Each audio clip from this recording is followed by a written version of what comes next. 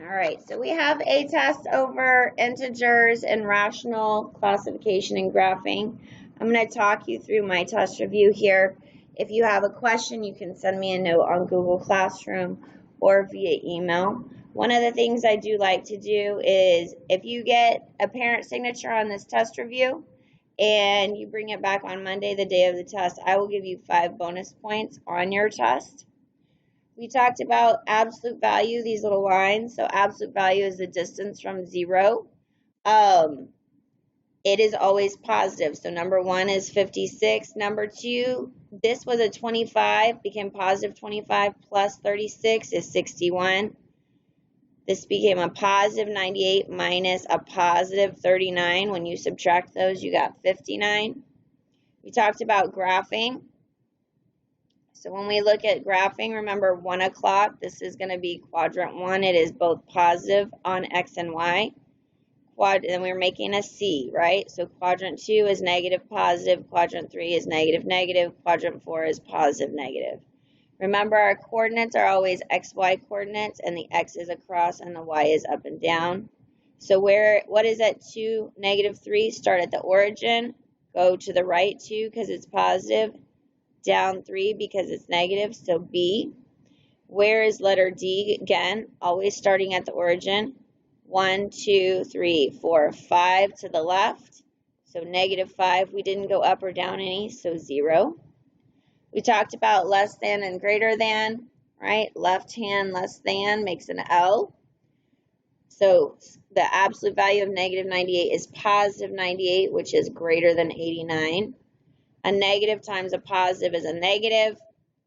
Negative 200, negative times a negative is a positive. Positive 240, negative 200 is less than 240. Then you needed to put these in order. Some of these fractions are a little ugly. If you don't know those off the top of your head, we will get to that a little later on. If you have any fractions on the test, they're going to be easy ones you already know, like 1/2 or 1/4. Negative 1 5/8 is 0.625, negative 1.625, and so I just added some zeros on the negative 1.6, and I can see that negative 1.625 is smaller. If they were, excuse me, I have to sneeze. It's gone now. If they were positive, then this would be larger, but remember negatives are backwards, so negative 1 5/8, negative 1.60. 4 1/3 is 4.3 repeating, so 4.3333 versus 4.30, so 4.3 and then 4 1/3. We talked about our integer rules, okay? If they're the same, like 19 plus 3, that's like an elementary problem. 19 plus 3 is 22, and now they're different. I have 22 and a negative 9. They're different. I subtracted. I had more positives, positive 13. These were different, a positive 85 and a negative 136. I subtracted.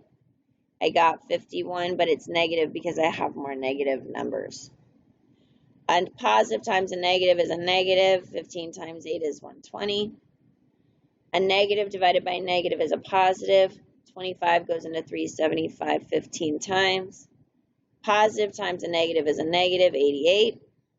Here we had a double negative. We made it a positive, so it becomes 40 plus 5 is 45. A positive divided by a negative is a negative 5. You're probably not going to have any letter ones on the test, but it was something we talked about, so I wanted to just throw it on the review. These are different. We're going to subtract. Keep the sign. We have more negatives, so negative 29. Don't forget your letter R. Here, negative 3 and positive 15 is a positive 12x. They're different now, so I subtracted. I have more negatives, negative 31x. A number next to a parentheses means multiplied. Negative times a positive is a negative. Negative 18d. Positive times a negative is a negative 8d. They're the same. We're going to add and keep the sign for a negative 26d. Negative divided by a positive is a negative 8. Don't forget your x. On the back, we were looking for a pattern. Plus 6 minus 3, plus 6 minus 3. So the next two are 15 and 12. Then we had a word problem here. 68 miles an hour. The driver slowed down. That is a negative. Then he sped up, that is a positive, and finally slowed down again. So 68 minus the 27 plus the 38 minus the 22. So 68 minus 27 is 41, plus 38 is 79, minus 22 is 57. You do need to remember how to classify numbers. We talked about this Venn diagram with the subsets. And you just need to be able to place them. You need to be able to identify what type of number is that. So -2 was an integer. 10.5 is a rational number. 0 is a whole number. 9, they didn't put a natural number on this particular diagram. You can put it in whole numbers because remember, natural numbers are part of the whole numbers. 0.96812 is rational. -68 is an integer. -5/9 is a rational number.